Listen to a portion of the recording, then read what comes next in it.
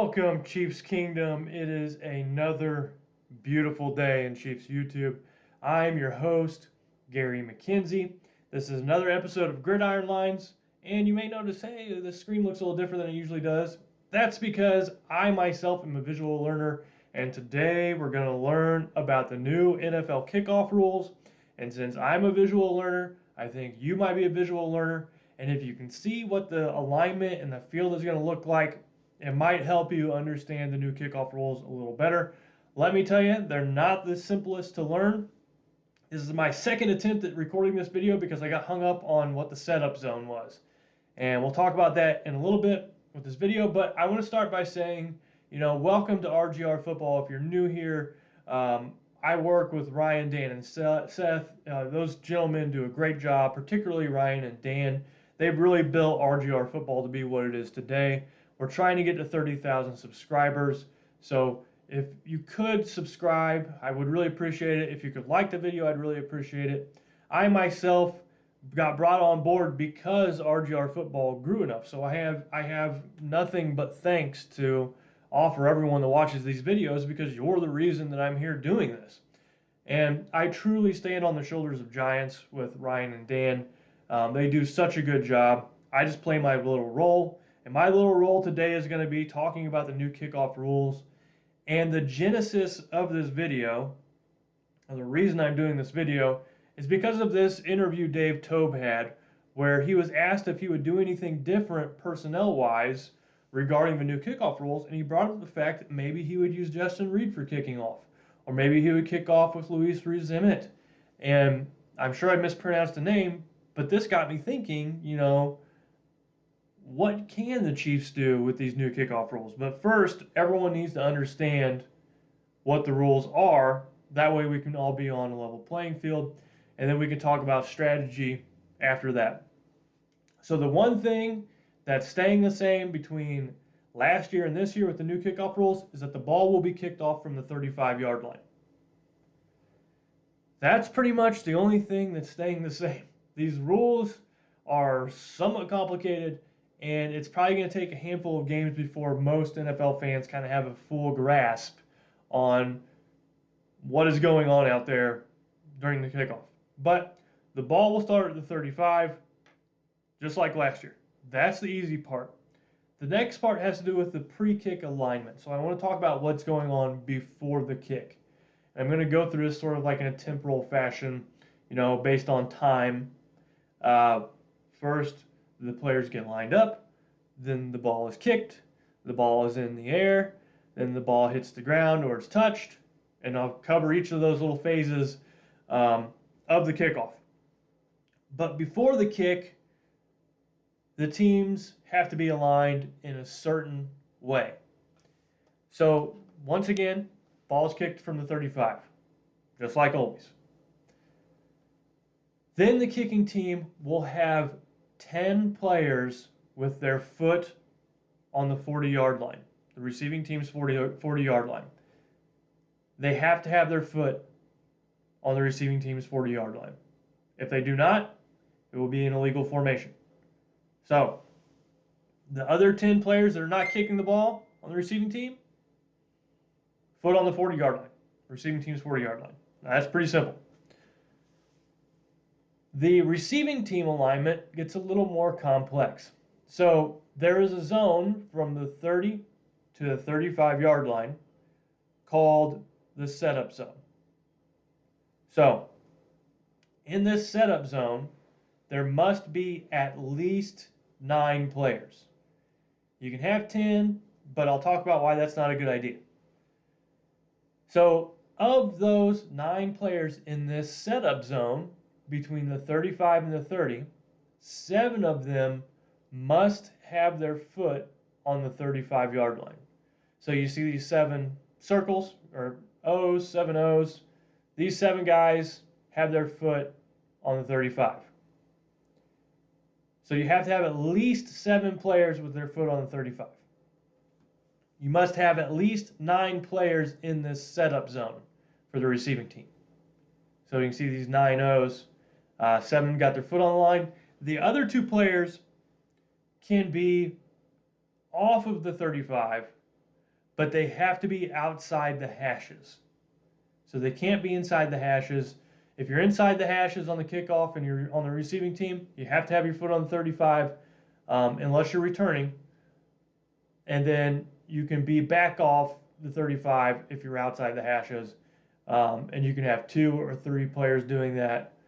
But you must have at least 7 on the line on the 35 and at least 9 in this setup zone. So you may also have 1 or 2 players receiving. I suppose technically you could have 0 players receiving if you wanted to do that. I don't know why you would want to do that, but the rules allow for it. So these 2 players that are receiving can line up anywhere they want to, as long as it's behind this 35-yard line. So they have to be declared as receivers, but this is where they would typically stand, somewhere around the 10-yard line. All right, so that's before the ball is even kicked. Now the kicker is approaching the tee, and we have the kickoff.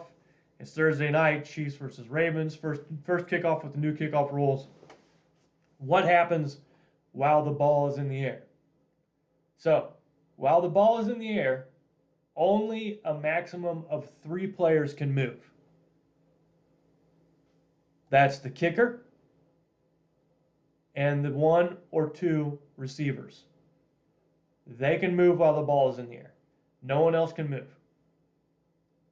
So the kicker can kick the ball, and while the ball is in the air, he can get up to the 50-yard line, but he cannot cross the 50-yard line. The kicker can only cross the 50-yard line once the ball either hits the ground or it is touched by a player. So the kicker can kick the ball and run up to the 50 while the ball is in there and just kind of wait, maybe position himself. And then the receivers can move as well. Then, once the ball is caught, a few things have to happen. So I want to talk about before the ball is even caught, I want to talk about where the ball has to land. So you see this green area here? The ball is in the air, it's floating, and it must, let me rephrase that. It can land any number of places, just like always. So if the ball lands in this green landing zone, that's kind of the sweet spot that the NFL is going for. If the ball lands in this area, it must be returned. It must be returned. So you cannot fair catch in this area and say, okay, we're good. In fact, the NFL is not allowing fair catches on the kickoffs. They will call the play dead. So if the ball lands in this area when it's kicked, it must be returned.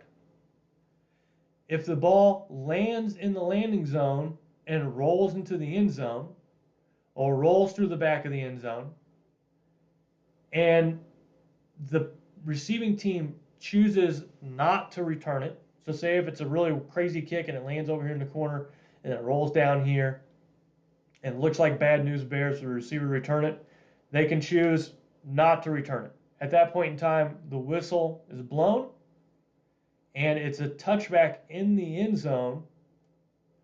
Since it landed in the landing zone and then went into the end zone, the ball will be placed at the 20.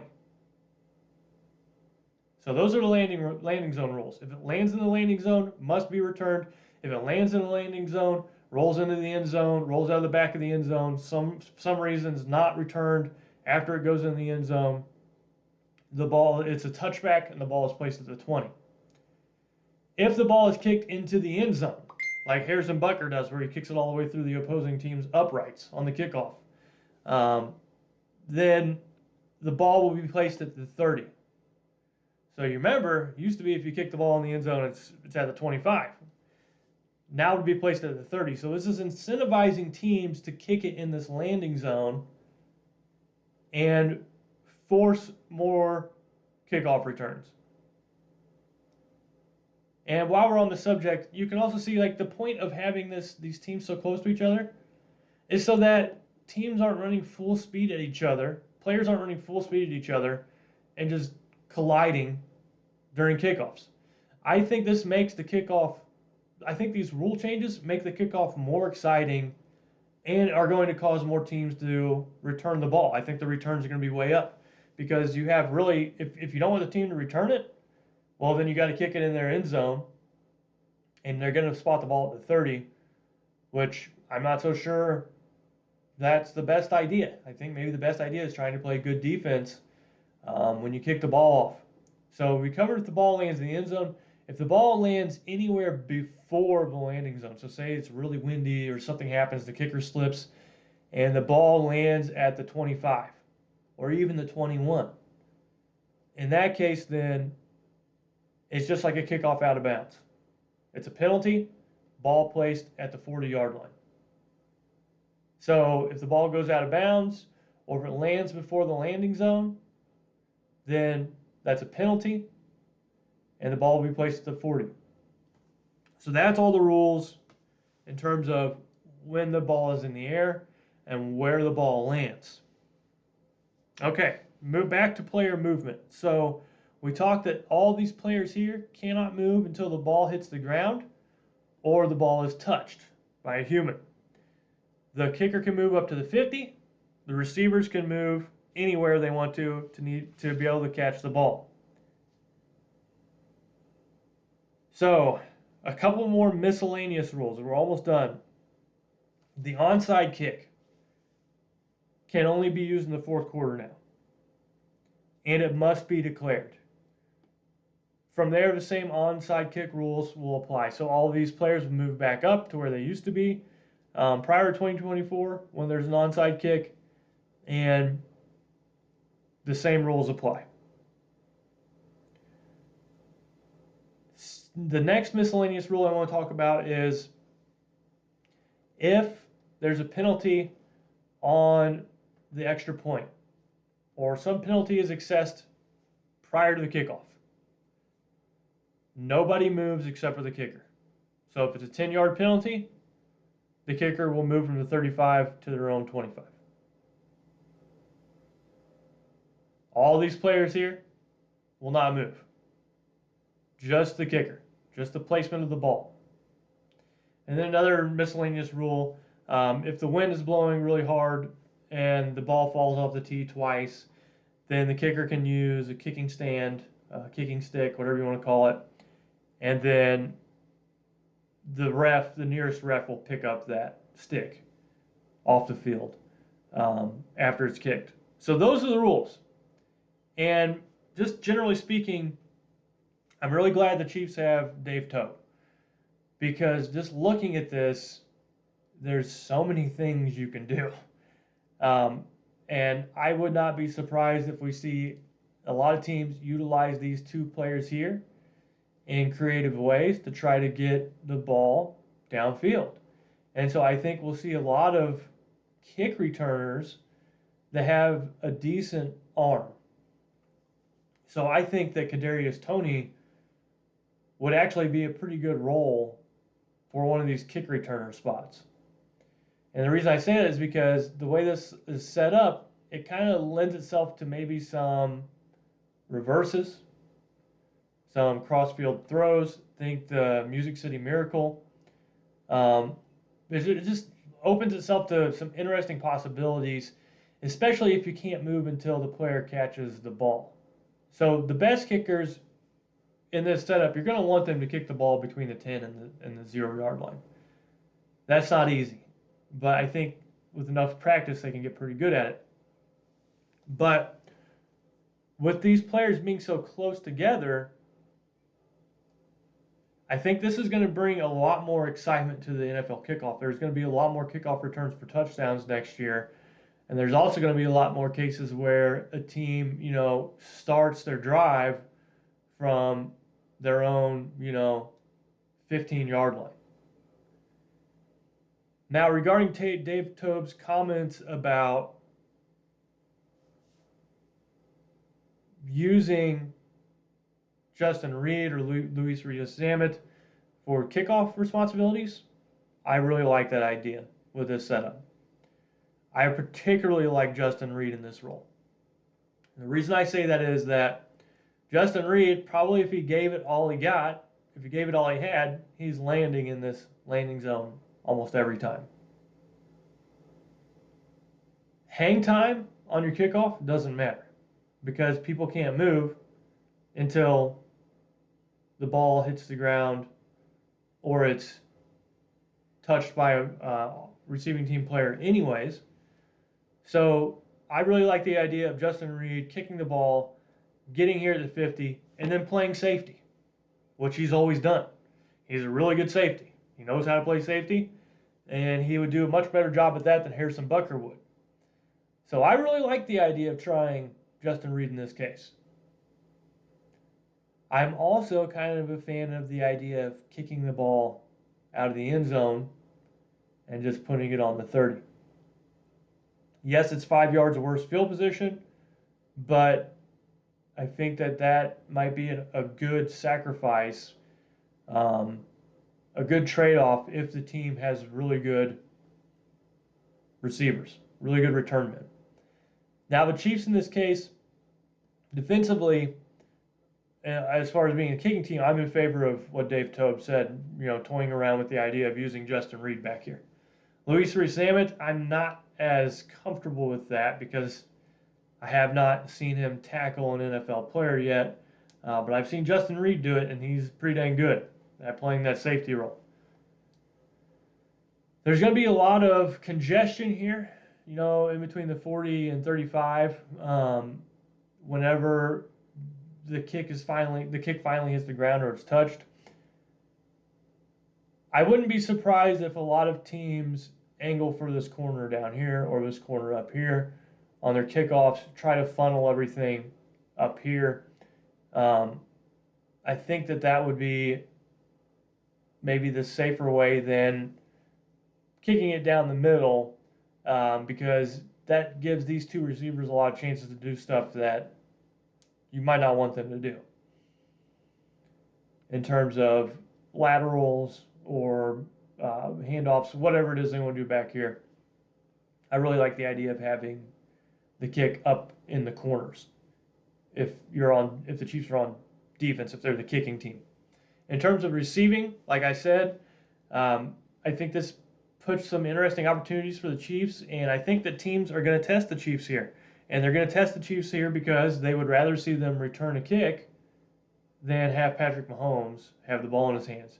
And you never know, maybe, Chiefs receiver back here fumbles it, and that's better than giving the ball to Mahomes than Chiefs offense. So I think NFL teams, the Chiefs opponents are going to take their chances with the Chiefs return game. And I would really like to see Kadarius Toney filling one of these return roles, as long as he can hang on to the ball. And the other return role right now, I think, is pretty wide open. I think actually both return roles are pretty wide open. I think the Chiefs are probably going to be eyeing guys like, Kadarius Toney, maybe even Xavier Worthy. But I'm not really a big fan of, putting a smaller bodied first round receiver back there to return kicks. Because you're gonna get drilled by some fairly big dudes if you're returning the ball. So I'm a little bit hesitant to put Xavier Worthy back there. Sky Moore might be an interesting option, but he's not my favorite. And then the Chiefs' running back position is really in flux. So there's a bunch of different things that they can do in terms of putting players here from the running back position. But I'm curious to see what your thoughts are. How do you feel about the Justin Reed idea of him kicking off with these new kickoff rules now that you have an explanation of them?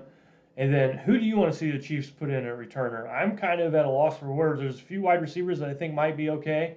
Not too sure about the running backs that they want to deploy, or the running backs that they want to deploy, not deplore. The running backs they want to deploy, perhaps at the return man position. But let me know in the comments what you think about these new rules. Do you think this is going to make the NFL kickoffs more exciting, less exciting, more dangerous, less dangerous? Let me know down in the comments. And as always, this is Gary. Once again, really appreciate all of you for stopping by watching this video, talking about the rules. Maybe not the most exciting of things, unless you're like me and you just love this kind of stuff. So thank you all for bearing and gritting through this with me. I'll catch y'all next week. Everyone, have a good rest of your week. Have a great weekend. Thanks for watching this video from the team at RGR Football. Click these videos to see more and subscribe to RGR Football.